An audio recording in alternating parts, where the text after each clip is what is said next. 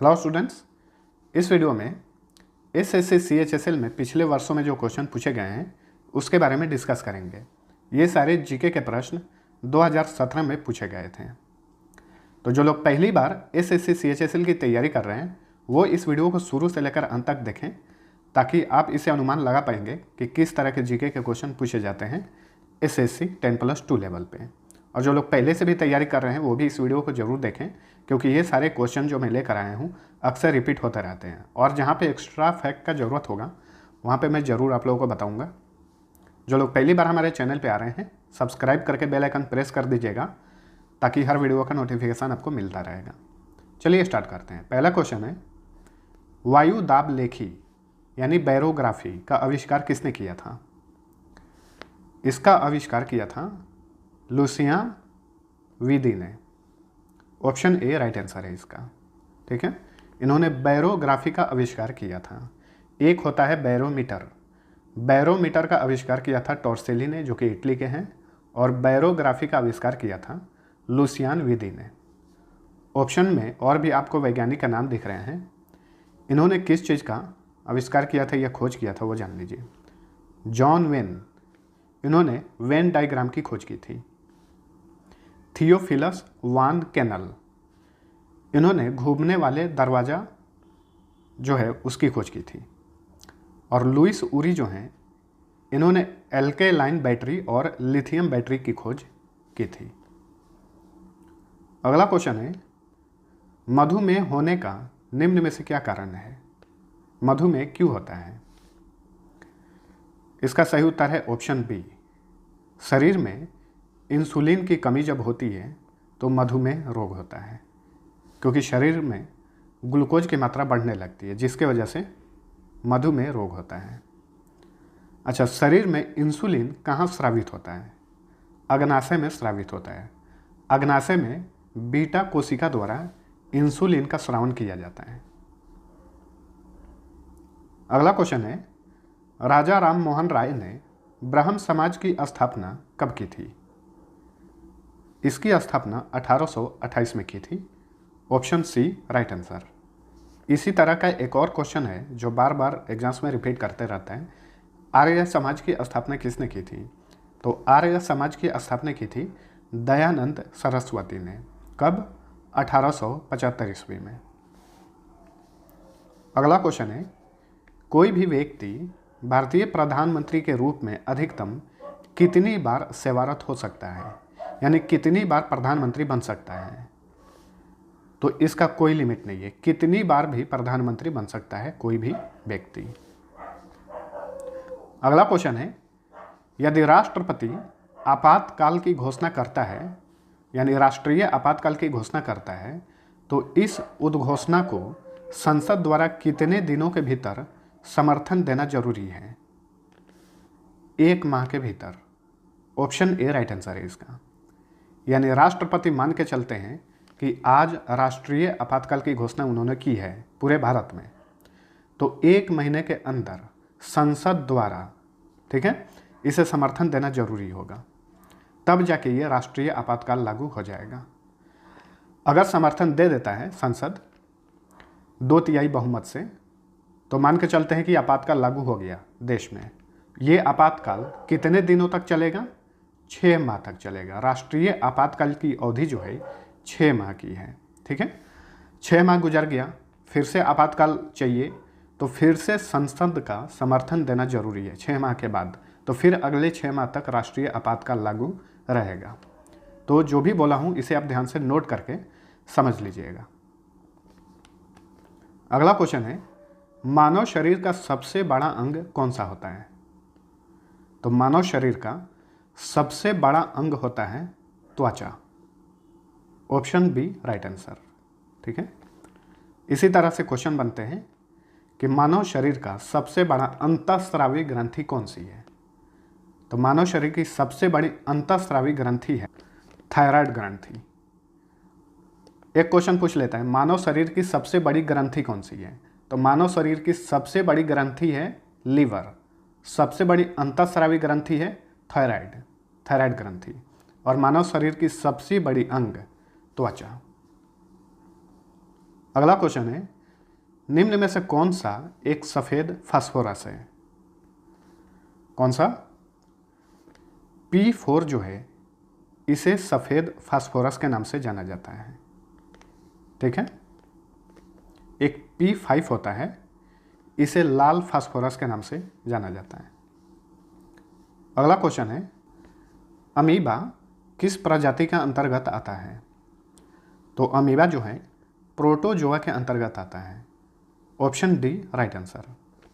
Protozoa जो है एक कोशिकीय होते हैं। ठीक है, यहाँ पे एक चीज़ और नोट करिएगा, स्पंज जो होता है, स्पंज पेरीफेरा प्रजाति के अंतर्गत आता है। अगला क्वेश्चन है, कर्मा, लोकरंजन, ब्रेदी तथा अहिरी निम्न में से किस राज्य के नृत्य हैं? किस राज्य के? ये सभी के सभी मध्य प्रदेश के नृत्य हैं। ठीक है, क्वेश्चन में पूछा हुआ था सिर्फ कर्मा के बारे में, कर्मा किस राज्य का लोक नृत्य है, लेकिन मैं अपनी तरफ से ऐड कर दिया हूँ इसमें ताकि आप पूरा का पूरा जान सकें। लोकरंजन, ब्रेदी तथा अहिरी, ठीक है, ये भी जो हैं ये सभी के सभी मध्य प्रदेश के नृत्य हैं। अगला क्वेश्चन है, भारत का सबसे लंबा राष्ट्रीय महामार्ग कौन सा है? तो भारत का सबसे लंबा राष्ट्रीय महामार्ग है NH44। Option B right answer है इसका।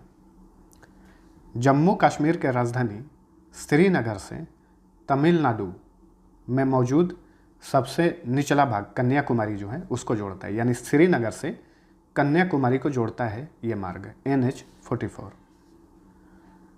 अगला क्वेश्चन है, निम्न में से कौन सा एक बौना ग्रह है? बौना ग्रह कौन सा है? Dwarf planet. ये तीनों हैं, प्लूटो, मेकमेक और एरिस। ये तीनों के तीनों जो हैं बौना ग्रह की श्रेणी में आते हैं, इसलिए ऑप्शन डी राइट आंसर है इसका।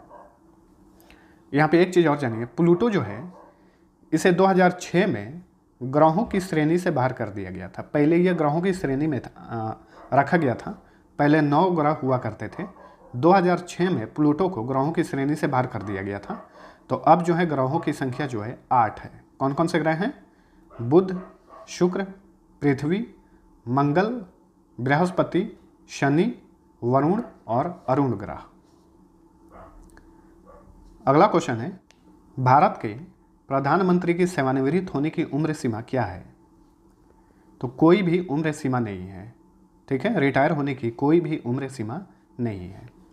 अब यहाँ पे एक क्वेश्चन बनता है आपके लिए, सबसे अधिक उम्र के भारत के प्रधानमंत्री कौन थे?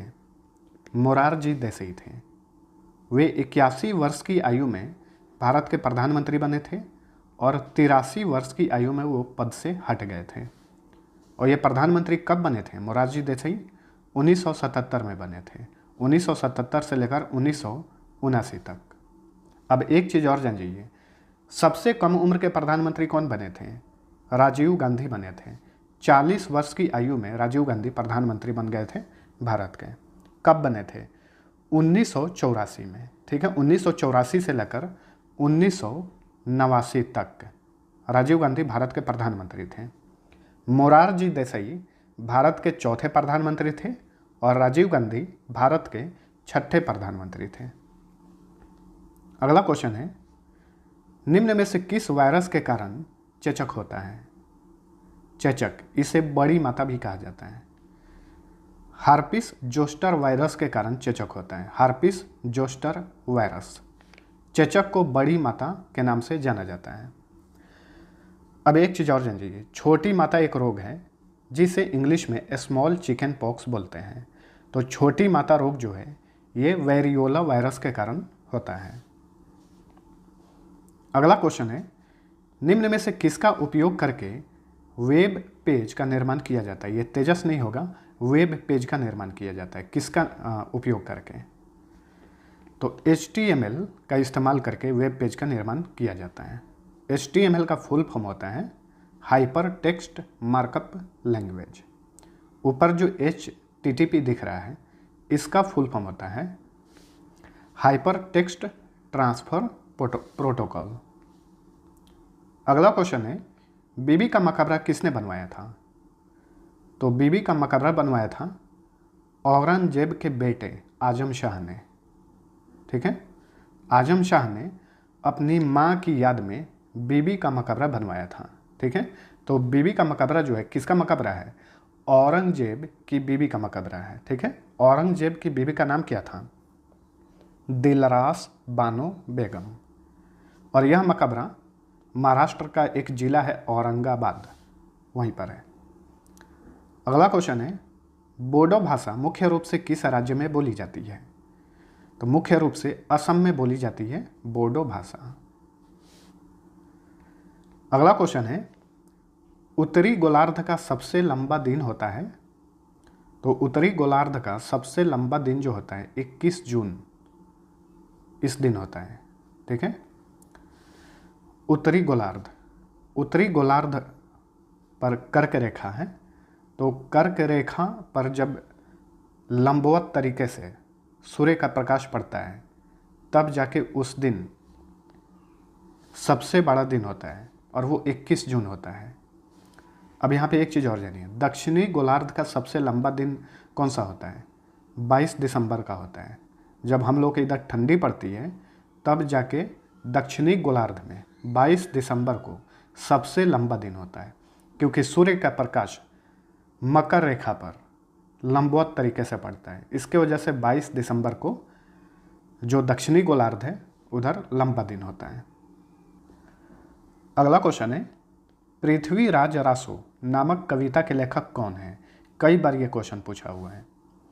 तो पृथ्वीराज रासो नामक कविता के लेखक हैं Chand Bardai. Option B right answer. अगला क्वेश्चन है, राज्यपाल को उसके पद की शपथ कौन दिलाता है? कौन दिलाता है राज्यपाल को शपथ? उस राज्य का जो हाई कोर्ट है, उस हाई कोर्ट का मुख्य न्यायाधीश राज्यपाल को शपथ दिलाता है। हालांकि किसी भी राज्य का राज्यपाल की नियुक्ति राष्ट्रपति करता है 5 वर्षों के लिए, लेकिन शपथ दिलाता है उस राज्य के हाई कोर्ट का मुख्य न्यायाधीश। अगला क्वेश्चन है, 44वें संविधान संशोधन के द्वारा किस मौलिक अधिकार को समाप्त कर दिया गया था? संपत्ति का अधिकार जो है समाप्त कर दिया गया था। ठीक है, अनुच्छेद 31 में इसका वर्णन किया गया था संपत्ति के अधिकार को। ठीक है, तो ये मौलिक अधिकार की श्रेणी से बाहर कर दिया गया और अनुच्छेद 31 को खत्म कर दिया गया है। यानी अनुच्छेद 31 के अंतर्गत अभी कोई भी चीज़ नहीं है, लुप्त है ये अनुच्छेद 31। ठीक है, और संपत्ति के अधिकार को वहाँ से हटाकर ला दिया गया है अनुच्छेद 300A में। ठीक है, यानी संवैधानिक अधिकार तो है लेकिन मौलिक अधिकार नहीं है अब संपत्ति का अधिकार।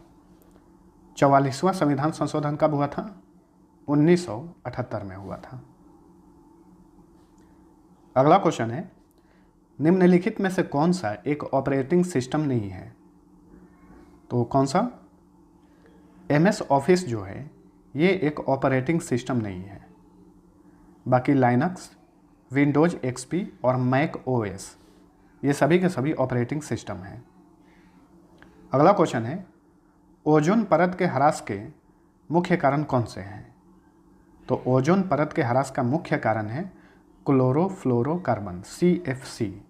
ऑप्शन बी राइट आंसर है इसका। क्लोरीन युक्त गैस जैसे कि CFC, क्लोरोफ्लोरोकार्बन, HFC, हाइड्रोफ्लोरोकार्बन तथा टेट्राक्लोरीन मिथाइल क्लोरोफार्म ओजोन परत को सबसे अधिक नुकसान पहुंचाते हैं। ठीक है, अब यहाँ पे एक चीज़ और नोट कर लीजिएगा, ओजोन परत की सघनता का मापन डॉप्सन मीटर में होता है, डॉप्सन मीटर में। अगला क्वेश्चन है, किस स्वतंत्रता सेनानी ने महात्मा गांधी को पहली बार राष्ट्रपिता कहकर संबोधित किया था? तो सबसे पहले इन्हें राष्ट्रपिता कहा था सुभाष चंद्र बोस ने। ऑप्शन सी राइट आंसर है इसका। अगला क्वेश्चन है, ऑक्सीकरण की अभिक्रिया में क्या होता है? क्या होता है? इलेक्ट्रॉन का त्याग होता है। ठीक है, इलेक्ट्रॉन का त्याग होता है, यानी इलेक्ट्रॉन निकलता है ऑक्सीकरण की अभिक्रिया में और धन आवेश बढ़ता है। ठीक है, अब इससे संबंधित एक चीज़ और जानिए, ऑक्सीकरण जो है इसके ठीक उल्टा होता है अवकरण। अवकरण की क्रिया में इलेक्ट्रॉन की प्राप्ति होती है और धन आवेश घटता है। अगला क्वेश्चन है, सबसे गर्म ग्रह कौन सा है?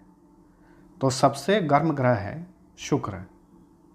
ठीक है, सबसे ज़्यादा चमकीला ग्रह कौन सा है? वो है शुक्र। सांझ का तारा किसे कहा जाता है? शुक्र ग्रह को। सुबह का तारा किसे कहा जाता है? शुक्र ग्रह को।